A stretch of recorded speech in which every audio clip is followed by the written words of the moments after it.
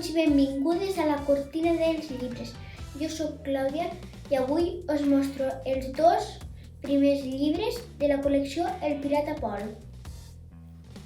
Estan escrits per Rose Impey i les il·lustracions són de Nathan Reed i l'editorial és Baula.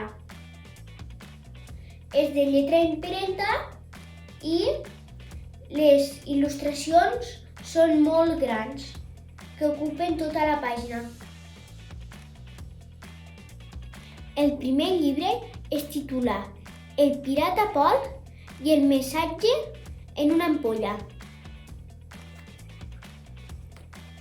El llibre tracta de que el pirata Paul es troba una ampolla que ha enviat els seus pares, demanant socor que han naufragat, i se'n van a la seva recerca.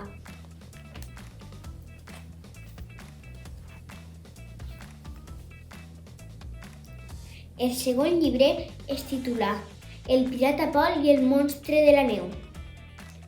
Parla que el vaixell del pirata Paul s'ha desviat al nord. Hauran de parar compte que no sigui que apareixi un monstre.